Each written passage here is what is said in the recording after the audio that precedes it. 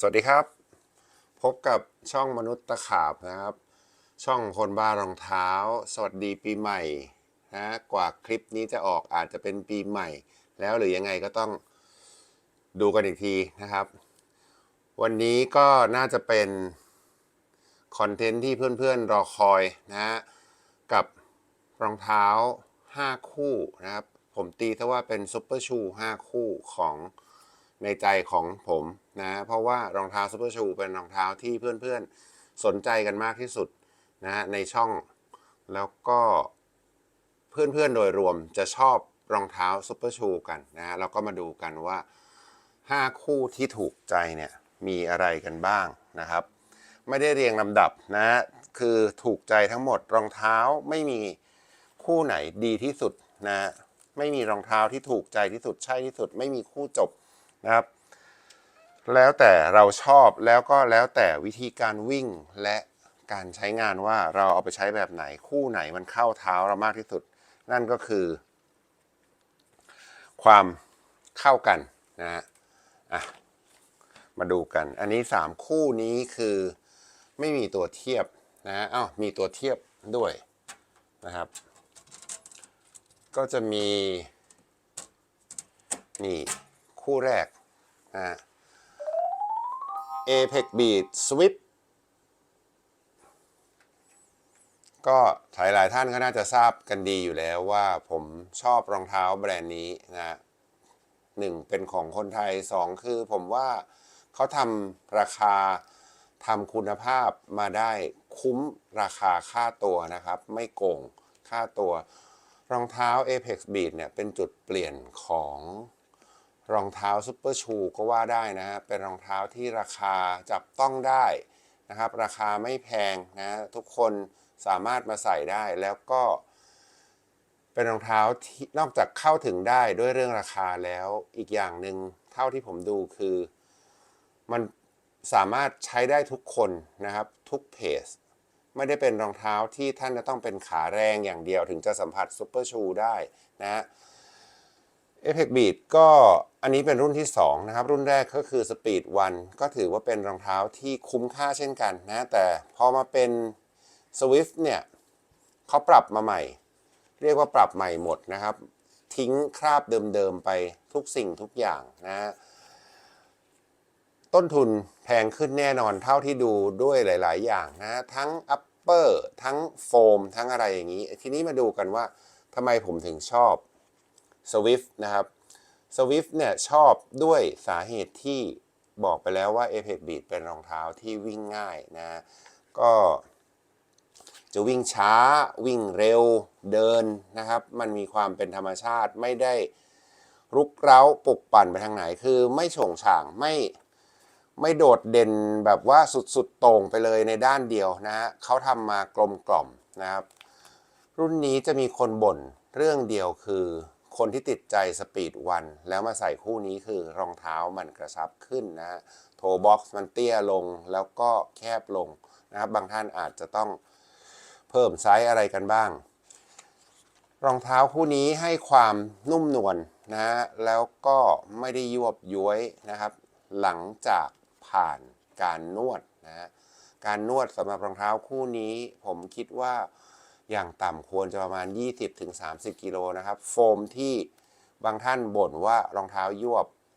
นะมันต้องนวดนะครับหลังจากการนวดไปแล้วรองเท้าจะเข้าที่มากขึ้นนะฮะวิ่งสบายขึ้นรองรับน้ำหนักดีตัวหนักๆอย่างผมเนี่ยวิ่งสบายมากๆนะครับ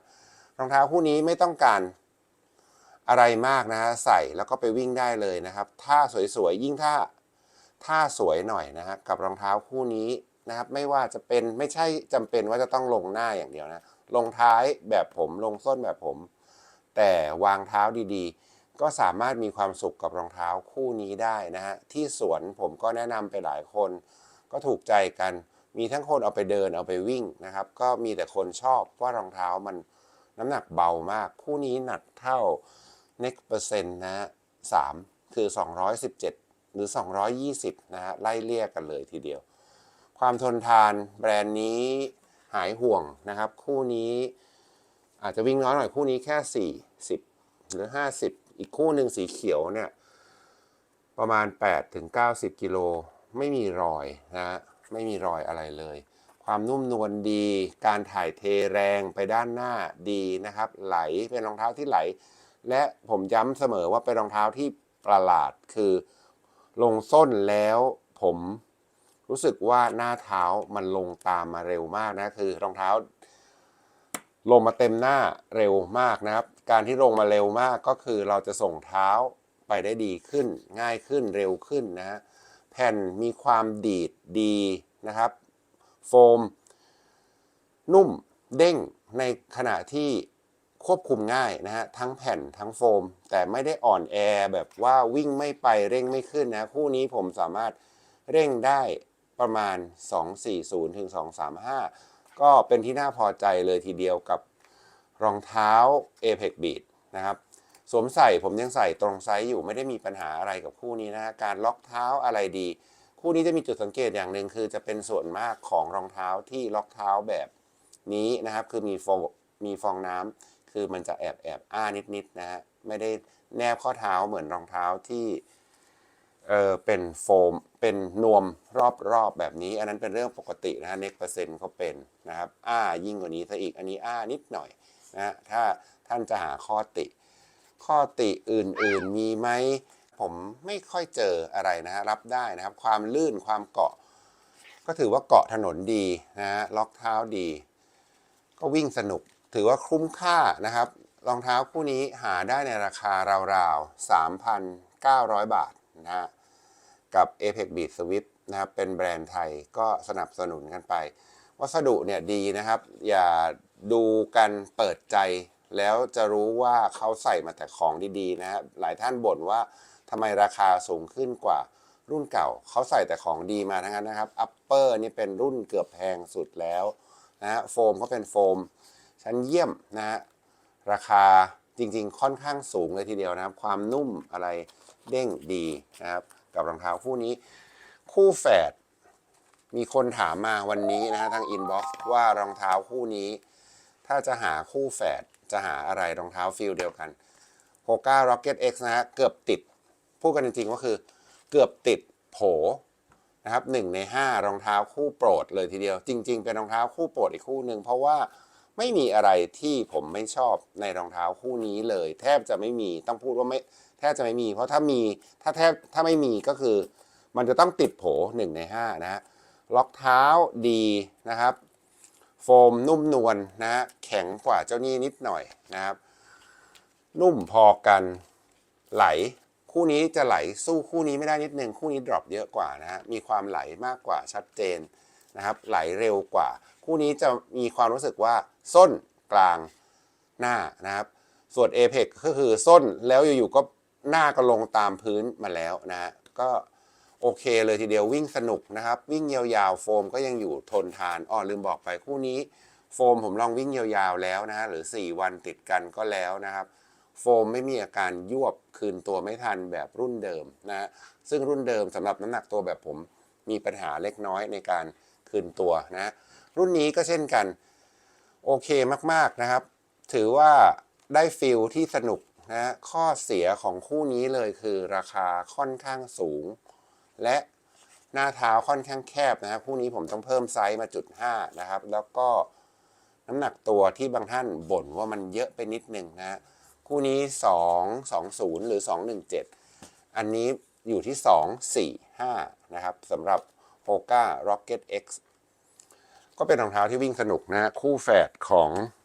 Apex Beat Swift นะครับแต่ความดีดอาจจะเป็นรอง Swift นิดนึงนะความดีดอาจจะสู้ไม่ได้เล็กน้อยในการเร่งนะฮะแล้วก็ด้วยน้ำหนักเขาด้วยคู่ที่2ก็นี่ฮะคู่โปรดผมซื้อมาตั้งแต่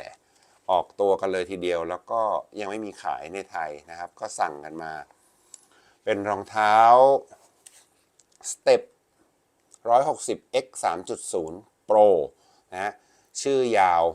มึนงงเล็กน้อยนะครับก็ยังเป็นรองเท้าที่ผมชอบอยู่หาซื้อยากแล้วเพราะว่าณตอนนี้ออกมาถึงรุ่น5 Pro แล้วนะฮะ5 Pro เนี่ยกับสปีดเต่าๆแบบผมนะแล้วบางวันเนี่ยที่ชอบวิ่งช้าๆด้วยเนี่ยปกติผมก็วิ่งช้าอยู่แล้วช้าผิดปกติเนี่ยคู่นี้ จะให้ในการวิ่งช้าไม่ค่อยโอเคนักนะครับเพราะผมลงส้น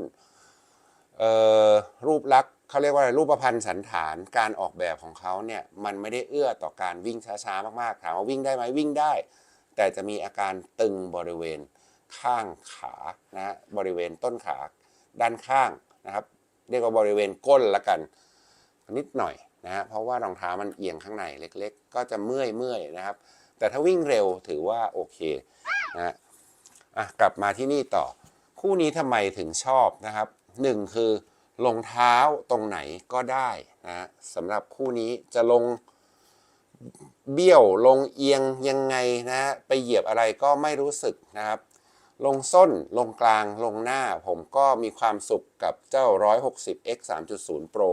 คู่นี้มากๆเช่นกันนะด้านหน้าใช้แรกๆอาจจะรู้สึกแน่นเล็กน้อยนะใช้ไปมันจะแข็งพอดีนะครับ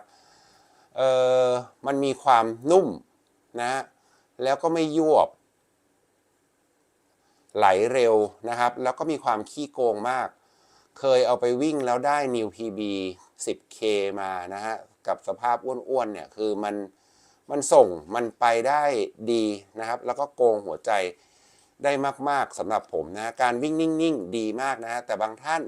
เคยทักมาถามบอกว่าพี่มันเร่งไม่ขึ้นเลยเนาะมันเร่งช้ากว่าผมถามว่าไปเทียบกับรองเท้าอะไรคู่นี้หนัก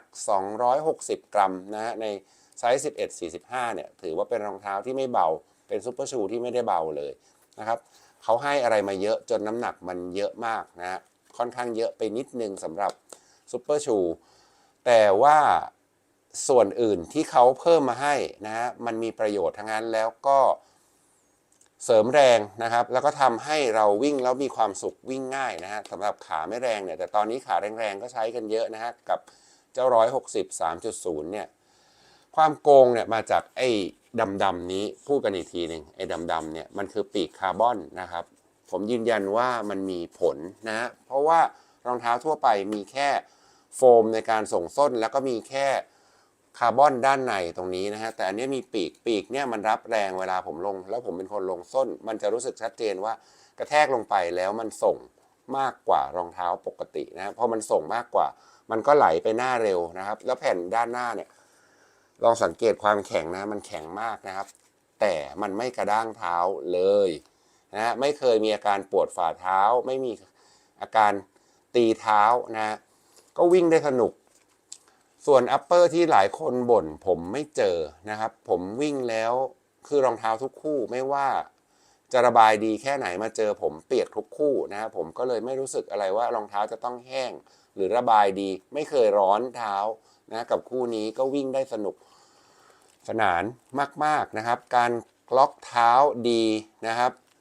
การประคองเท้าดีนะเนี่ยพูดถึงการประคองเท้าลองดูนะน้ำหนักเขาเยอะเพราะไอ้นี่ด้วยนะฮะนี่นะครับนี่แล้วลองดูนะครับท่านเคยเห็นซุปเปอร์ชูที่ส้นมันแข็งขนาดนี้ไหมไม่มีนะครับอันนี้เขาเป็นซุปเปอร์ชูที่ความมั่นคงสูงมากนะครับเท้าจะอยู่บนรองเท้าเสมอไม่เคยเท้าไหลออกด้านนอกนะแล้วก็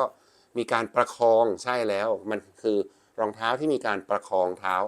ดีมากๆนะครับวิ่งเสร็จผมไม่เคยล้ากับคู่นี้เลยนะวิ่งจะวิ่งสั้นวิ่งยาววิ่งเร็วยังไงก็ไม่มีนะครับเมื่อกี้ติดไว้นิดนึงว่าน้องถามว่ามันเร่งไม่ดีนะฮะเขาเอาไปเทียบกับ next percent 2นะครับแถมเป็นในลู่ซะด้วยนะฮะคือการเร่งกับรองเท้าที่น้ำหนักเยอะเนี่ยยังไงก็สู้กันไม่ได้อันนี้ต้องยอมรับว่าเร่งสู้กันไม่ได้จริงๆแต่ถ้าถามว่าวิ่งกันยาวๆแบบนะครับวิ่งกันยาวๆแล้ว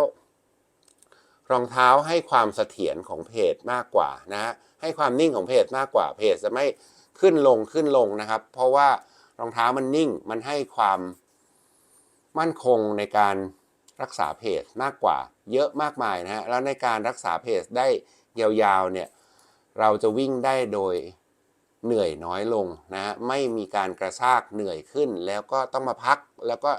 เหนื่อยขึ้นไปอีกเร่งใหม่แบบนั้นไม่มีสำหรับคู่นี้นะฮะคู่นี้โอเคมากๆเลยทีเดียวก็ยังเป็นรองเท้าในดวงใจอยู่ตั้งแต่ออกมาได้ปีเศษๆแล้วนะครับชอบเหมือนกันคู่ที่3 อันดับ3ลีหนิงเฟยเดียนอัลตร้า 3.0 ไม่ได้ชอบเพราะความแพงนะแต่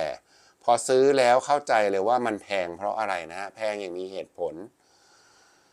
Upper เขาบอกว่าเป็น P-Bax นะครับใช้เส้นใย P-Bax มาทำ Upper ผมก็ยังงงอยู่เหมือนกันรองเท้าคู่นี้11.45 เช่นกันน้ำหนักอยู่แค่222 กรัมนะเป็นรองเท้าที่เบามากๆนะครับนอกจากเส้นใยด้านบนจะเบาแล้วโฟมเขาก็เบานะฮะแต่คู่นี้บางท่านลองแล้วไม่ชอบนะครับไม่ชอบกันเพราะอะไรวันแรกที่ผมได้มาเนี่ยผมไม่ชอบเลยเพราะว่าผมคิดด้วยว่าผมทำเงินหมื่นหล่นหายไปแล้วนะฮะรองเท้าคู่นี้ราคาค่อนข้างสูงวันแรกคือรองเท้ามันนุ่มไปค่อนข้างไปทางยวบนะฮะวิ่งไป6 โล 7 โลก็รู้สึกแบบว่าโอ้เราเสียเงินฟรีแน่ๆเลยนะครับแต่ช่วงท้ายก็เริ่มรู้สึกดีแต่ว่าก็คือหมดแรงไปแล้วนะฮะก็ลองกดหนักๆดูรองเท้ามันไม่วิ่งไม่มันว่างั้นเถอะแต่หลังจากนั้นสัก 2-3 รอบนะครับวิ่งไปพอโฟมเข้าที่มันแน่นกำลังดีแน่นขึ้นนะฮะแน่นขึ้นปุ๊บก็ทีนี้ก็วิ่งสนุกเลยนะครับเป็นรองเท้าที่เรียกว่า performance เท่ากับ next percent 1ที่ผมเคยชอบนะ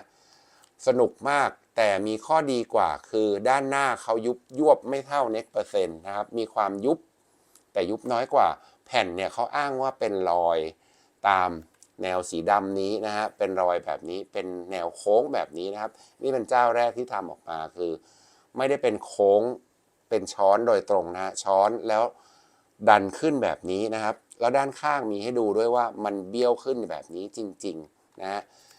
การที่แผ่นเป็นแบบนี้คือมันรับแรงได้เยอะกว่าแล้วก็กระจายแรงกดมากขึ้นนะฮะเสริมแรงกดในด้านหน้าเวลาส่งได้ดี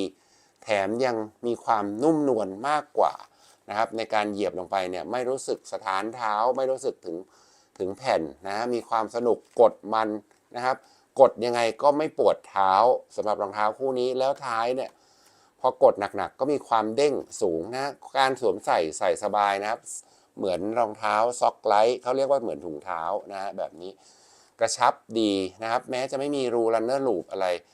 คู่นี้ประทับใจมากๆนะสวมใส่ก็สบายสุดๆนะไม่อึดอัดไม่รัดเท้าแต่ล็อกเท้าดีมากๆนะครับความมั่นคงก็สูงเหยียบอะไรก็ไม่รู้สึกนะก็เป็นรองเท้าที่โปรดปรานอีกคู่หนึ่งก็ยังเชียร์อยู่สำหรับรองเท้าคู่นี้ข้อเสียเดียวของรองเท้าคู่นี้คือแพงเกินไปนะฮะและตอนนี้ถูกสุดก็ยังอยู่ในราคาช่วง 8,000 บาทนะครับสำหรับรองเท้าคู่นี้ก็ลองไปหากันดูตอนนี้ได้ข่าวแว่วๆมาว่าจะออกรุ่นที่4แล้วนะแต่รุ่นที่4เนี่ยถ้าเท่าที่สังเกตคือรองเท้าไม่ได้เป็นทรงเพรียวๆยาวๆสวยๆแบบนี้นะฮะจะออกเป็นแนวใหม่ซึ่งน่าจะเป็นเทรนด์ใหม่ของรองเท้าคือทรงคล้ายไนกี้อัลฟาฟลาย3มากๆนะท้ายจะป้านๆใหญ่ๆนะครับแล้วส้นก็จะมีปีกออกมาเยอะๆนิดนึงนะก็จะไม่เพรียวแบบนี้อาจจะสนุกขึ้นแต่ไม่ทราบว่าน้ำหนักอาจจะขึ้นด้วยหรือเปล่านะครับก็ลองหากันดูแต่อันนี้ผมเชียร์คู่หนึ่งนะคู่ที่3หลายคนน่าจะทายถูกคู่ที่4ครับ Adidas Adizero Adios Pro 3นะฮะจริงๆแล้วรองเท้าคู่นี้มีคู่แข่งมาอีก2นะฮะที่เบียดกันมา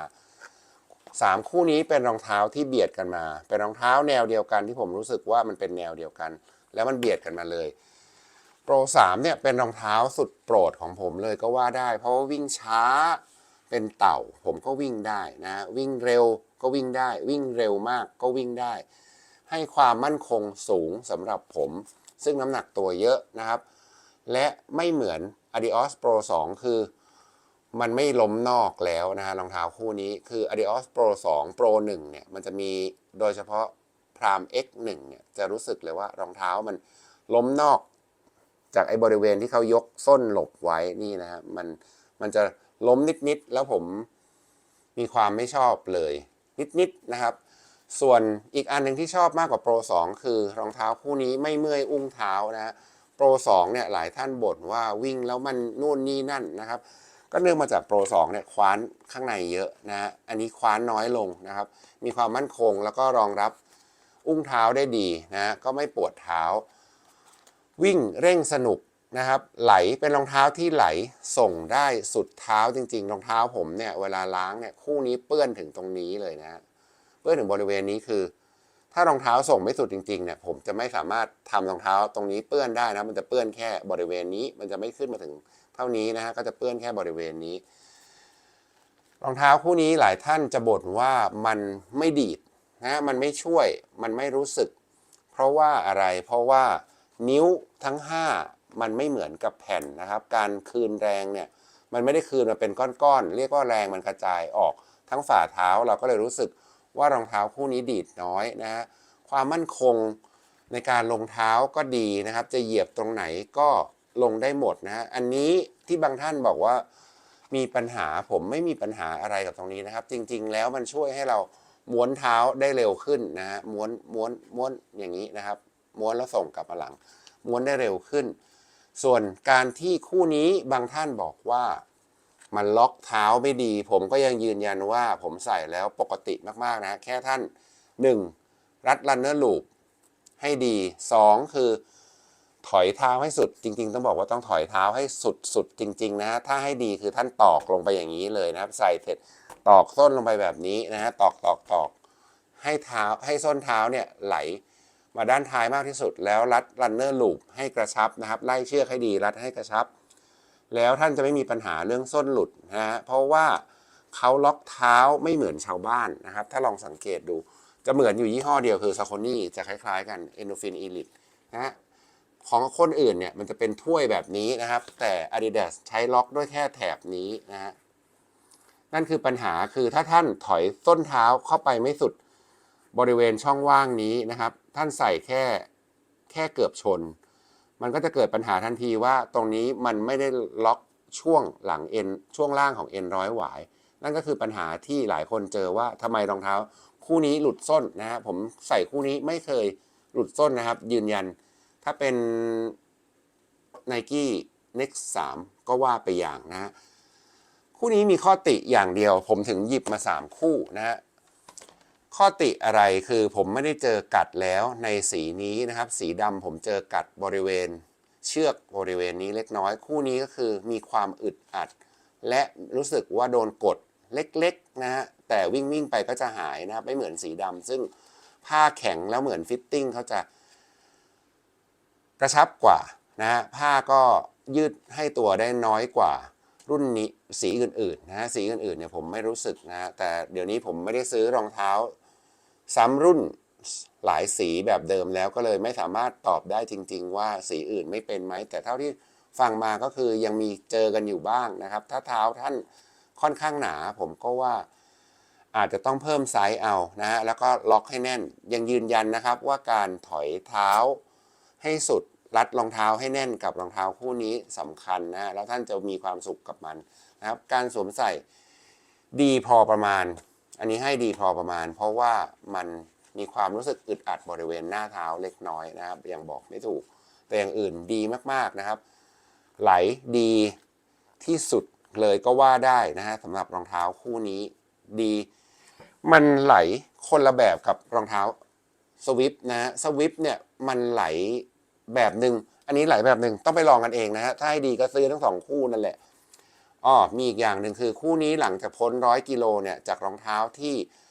คาแรคเตอร์ค่อนข้างแน่นไหลนะฮะนุ่มแน่นไหลไม่ได้กระด้างนะแต่ว่าตอนหลังจาก100 กิโลเนี่ยมีความรู้สึกว่าโฟมมันนุ่มขึ้นนะครับนุ่มขึ้นพอนุ่มขึ้นแล้วเกิดอะไรก็เด้งขึ้นสิครับวิ่งสนุกขึ้นนะฮะก็สบายขึ้นด้วยแฮปปี้มากๆนะกับ Adios Pro 3ทีนี้เจ้านี่นะครับมันต่างกับ Adios Pro 3ยังไง Saucony Endorphin Elite นะฮะคู่นี้หนักอยู่ที่225หรือ227คู่นี้ลืมบอกนะฮะอันนี้237 กรัมไซส์เดียวกันหมดนะครับ11 45 อันนี้เป็น Saucony คู่แรกที่ผมไม่ต้องเพิ่มไซส์นะฮะปกติผมใส่ Endorphin Series เนี่ยผมต้องเพิ่มไซส์0.5เพราะรองเท้าเขาหัวสั้นกว่ายี่ห้ออื่นนิดๆนะครับแต่คู่นี้ไม่ต้องเพิ่มนะฮะคู่นี้ใส่ตรงไซส์ได้เลยนะครับวิ่งสนุกน้ำหนักเบาเรียกว่าเป็น Adios Pro 3 ที่เบาลงซิ่งขึ้นก็ว่าได้นะฮะความดีดเด้งชัดเจนกว่า Adios Pro 3 นะครับเพราะว่ามันใช้แผ่นนะฮะโฟมก็คนละลักษณะกันเลยแต่ว่าให้ฟีลที่ใกล้เคียงกันคือนุ่มแน่นไม่กระด้างนะครับไม่สะท้านมีความเด้งนิดๆนะฮะวิ่งสนุกคู่นี้ก็เช่นกันต้องนวดเยอะนะอันนี้ต้องเป็นรองเท้าที่ต้องนวดเยอะพอสมควรอย่างน้อย80กิโลขึ้นไปนะครับแผ่นถึงจะแน่นบ้างและถ้าท่านวางทิ้งไว้นานๆก็จะเจอแบบผมคือวันก่อนผมเอาไปวิ่งแค่13กิโลเนี่ยอยากจะวิ่งสัก16-17กิโลเนี่ยผมเริ่มรู้สึกทรมานฝ่าเท้านะฮะคือเท้าโดนแผ่นอารมณ์นี้ผมเคยเจอมาแล้วใน Saucony Endorphin Pro 1นะครับคือแผ่นตีเท้าวิ่งยาวๆแล้วแผ่นตีเท้าเจ้านี้ก็ยังเป็นอยู่นะแผ่นเขามันมากเหยียบส่งมันดีดแรงนะดีดแรงกว่าคู่นี้ชัดเจนนะครับการสวมใส่ถึงแม้จะรัดแบบนี้แต่ไม่ต้องตอก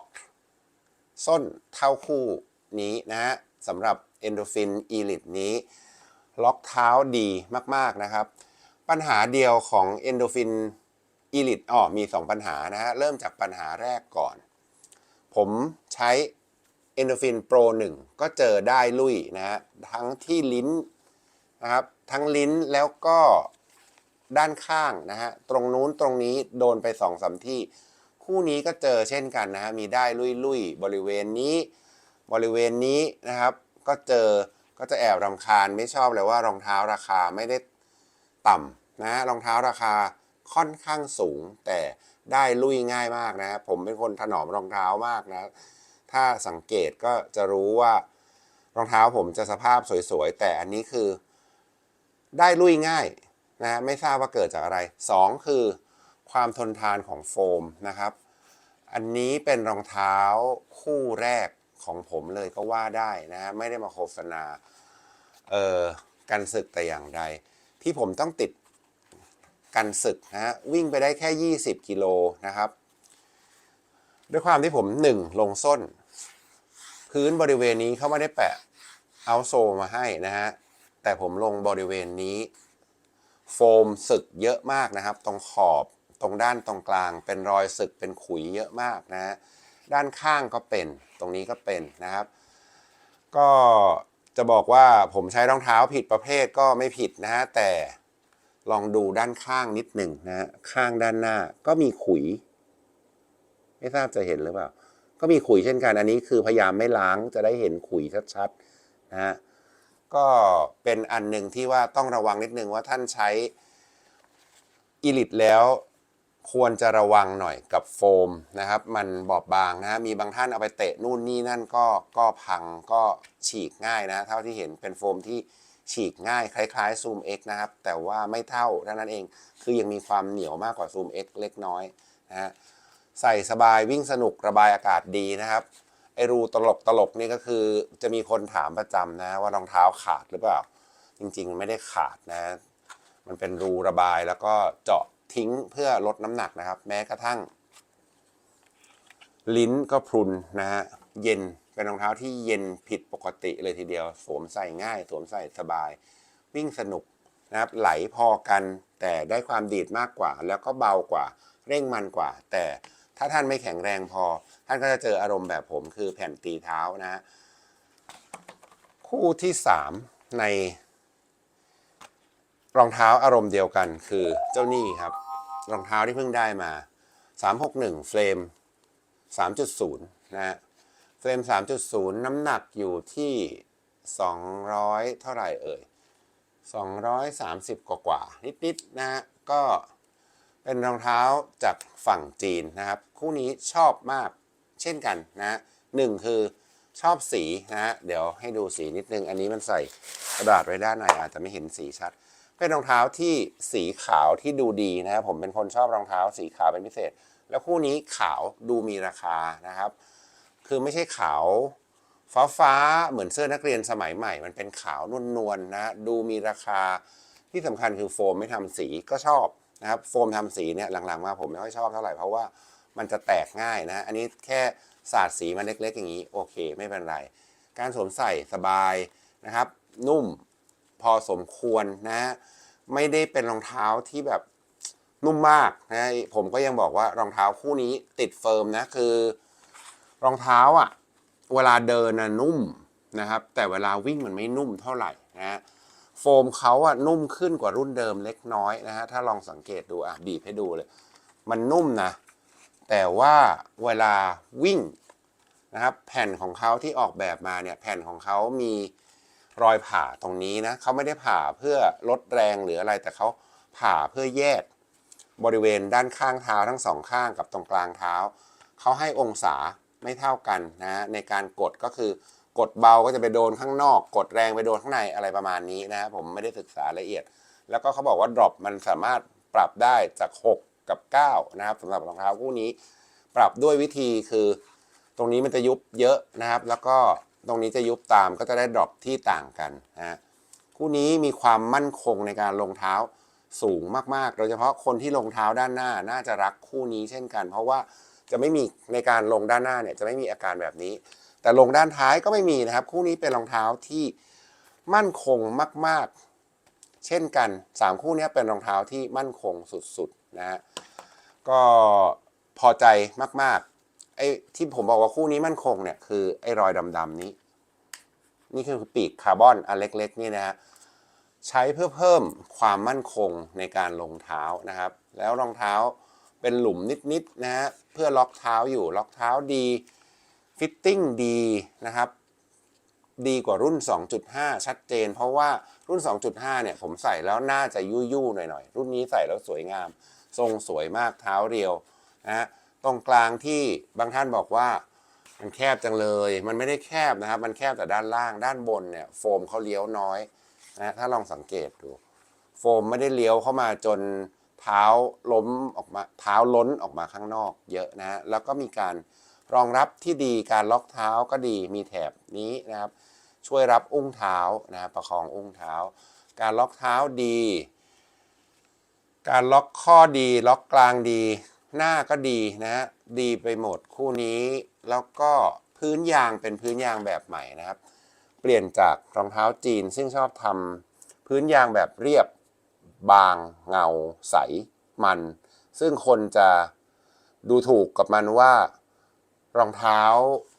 ใส่มาแบบนั้นแล้วมันจะใช้ได้สักกี่กิโลนะทั้งที่จริงๆแล้วมันทนมากๆนะครับผมพิสูจน์แล้วตั้งหลายคู่นะว่ารองเท้าพวกนี้พื้นทนกว่ารองเท้าแบรนด์หลายๆอันนะครับมันทนมากๆกับไอ้ยางหน้าตาที่ดูไม่ทนทานเอาซะเลยแต่คู่นี้เปลี่ยนมาเป็นแนว flat racing ของญี่ปุ่นแล้วรวมถึงรองเท้าคู่นี้ด้วยคล้ายกันมากนะเอาดอกออกแนวเดียวกันจิกกัดแล้วก็ส่งแรงได้ดีมากนะครับตะกุยพื้นดีสุดๆวิ่งสนุกมากๆข้อเสียคือที่ผมเจอก็คือรองเท้าต้องนวดเยอะนะนวดไป40กิโลแล้วผมเพิ่งได้ความนุ่มเท่ากับเฟรม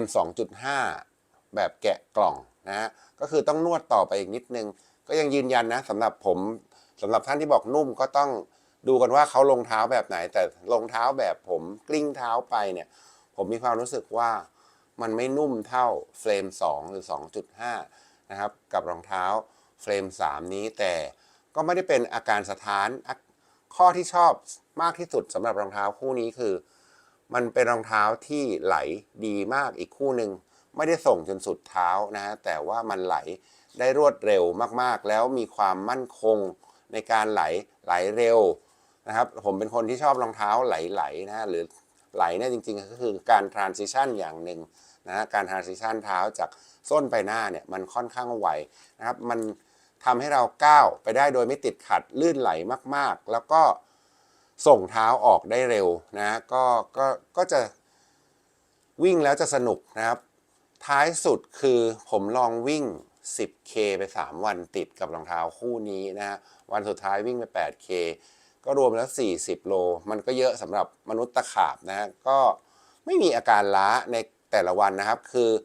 แข็งรู้สึกไม่สบายนะแต่ไม่ได้กระแทกฝ่าเท้านะครับแต่มันไม่นุ่มสบายว่างั้นเถอะมันไม่มีความนุ่มเท่า2คู่นี้2คู่นี้ยังมีความนุ่มที่รู้สึกได้มากกว่าคู่นี้ยังจะแข็งกว่าเล็กน้อยนะแต่วิ่งเสร็จแล้วก็คือไม่มีอาการล้ากล้ามเนื้อนะครับก็ถือว่าเป็นรองเท้าที่ถูกใจอีกคู่หนึ่งในปีนี้นะ3คู่นี้เนี่ยอารมณ์ใกล้ๆกันก็ต้องเลือกกันเองนะฮะอันนี้ก็คือมาเป็นมัดนะครับมาที่คู่สุดท้ายนะฮะมาแบบทวินนะครับจริงๆแล้วผมเลือกคู่นี้ไว้แล้วสำหรับรองเท้า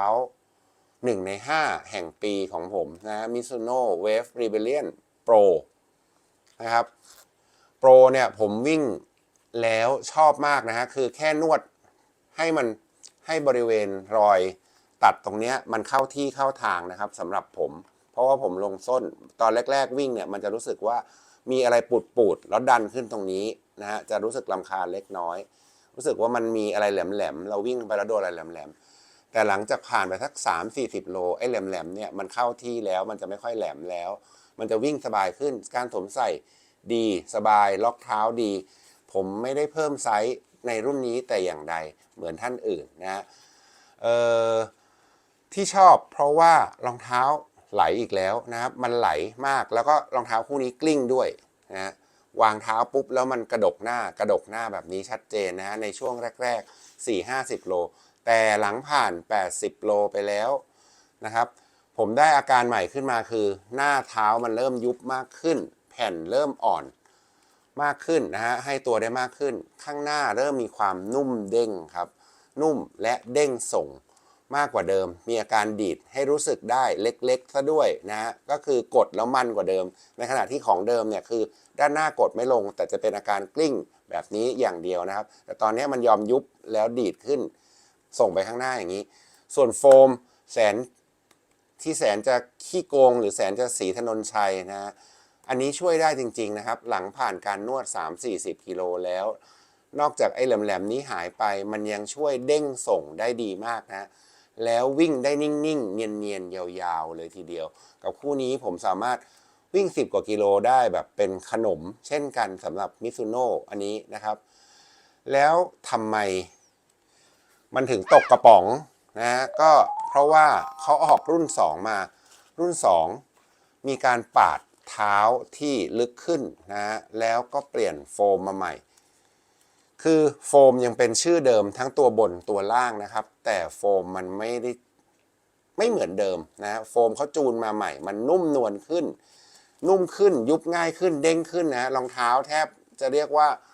ไม่ต้องนวดเลยก็ว่าได้แต่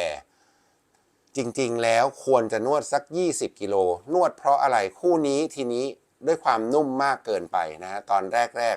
วิ่งแล้วบางคนรู้สึกว่ารองเท้ามันโครงเคลงไม่มั่นคงนะฮะแต่แล้วก็โดนไอ้แหลมๆนี้ทิ่มเท้าเหมือนเดิมนะครับแต่หลังจากผ่าน20กิโลไปอาการทิ่มเท้า1คือหายไปแล้ว2คืออาการโครงเคลงที่บางคนบอกว่าวิ่งแล้วมันล้มในเนี่ยหายนะฮะผมก็ยังยืนยันว่าหายแต่สำหรับคนที่เท้าล้มเท้าแบนอันนี้ผมไม่แน่ใจแต่คู่นี้มันล้มน้อยกว่าคู่ที่1แน่นอนนะฮะอันนี้ผมวิ่งก็ไม่รู้สึกล้มแต่รู้สึกว่ามีอาการรองเท้าเอียงในเล็กๆนะครับแต่มันไม่ได้ยวบลงไปจนน่ากลัวแบบนี้นะฮะก็คือวิ่งได้ผมวิ่งได้ปกติ10 กิโลวิ่งได้สบายๆโดยไม่เกิดอาการอะไรขึ้นพอมาเป็นคู่นี้เขาเปลี่ยนทรงแผ่นก็เปลี่ยนนะฮะแล้วก็ทำปีกใหม่ปรับแผ่นมาใหม่เปลี่ยนอะไรมาใหม่คู่นี้ก็ใส่ตรงไซส์เช่นกันอันนี้หนัก237นะฮะอันนี้หนัก232เบาลง5กรัมนะครับก็วิ่งสนุกนะไหลกว่าไหลเร็วกว่าแล้วหน้าก็นุ่มแล้วก็เด้งแล้วก็ดีดนะเด้งก็คืออาการของโฟมนะครับดีดคือแผ่นสะท้อนกลับแล้วเราจะรู้สึกตึ้งขึ้นไปแบบนี้นะฮะรู้สึกตึ้งแบบนี้นั่นคืออาการดีดนะครับส่วนตรงแหลมๆเนี่ยมันยุบแล้วก็เด้งส่งได้อย่างใจที่เขา ออกแบบมาเลยทีเดียวคือโฟมมันหนามากแล้วมันนุ่มมากคราวนี้มันก็จะยุบให้ตัวเยอะแล้วมันก็จะคืนแรงได้เยอะมากนะส่งเท้าไปข้างหน้าได้เยอะแรงเลยทีเดียวคู่นี้ก็เลยถีบเจ้านี่ถีบพี่ชายตกกระป๋องไปนะครับวิ่งสนุกกว่าคู่นี้ข้อเสียผมเจออยู่2ข้อคือ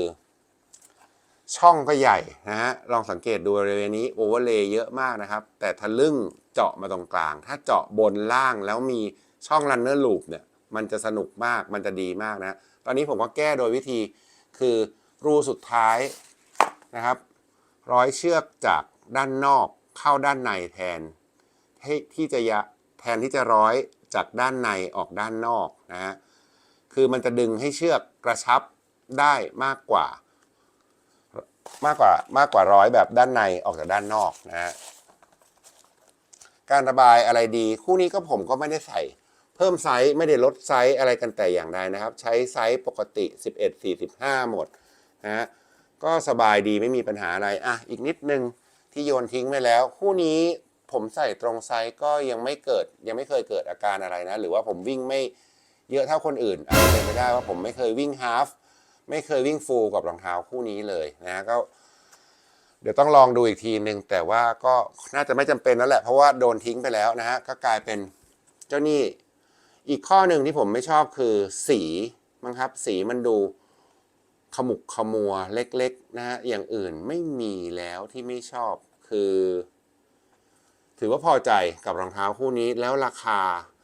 ถือว่าเป็นมิตรนะครับหาซื้อได้ในราคาที่ค่อนข้างเป็นมิตรเลยทีเดียวกับ Mizuno Wave Rebellion Pro 2ก็จบกันไปนะครับกับรองเท้า5อันดับของมนุษย์ตะขาบนะฮะตรงใจใครกันบ้างนะครับตรงใจไม่ตรงใจกันยังไงคอมเมนต์กันมานะฮะก็อยากทราบรองเท้าในดวงใจของเพื่อนๆเช่นกันว่าชอบอะไรกันบ้างตรงใจกับผมไหมนะครับขอบคุณที่ติดตามนะให้กำลังใจกันทั้งหน้าไมค์หลังไมค์นะคอมเมนต์มาคุยกันแซวกันสนุกสนานมีเพื่อนๆเยอะแยะมากมายนะครับสำหรับปีนี้ก็ขอให้ทุกคนมีความสุขภาพแข็งแรงนะอยู่วิ่งกันไปนานๆโดนป้ายยากันไปนานๆนะครับอย่าเพิ่งหนีหายกันไปก่อนฝากกดไลค์กดแชร์ติดตาม Subscribe กดกระดิ่งเป็นกำลังใจทั้ง YouTube แล้วก็เพจมนุษย์ตะขาบนะฮะแล้วก็ช่องทางอื่นๆอีก4ช่องทางนะครับสวัสดีปีใหม่ครับสวัสดีครับ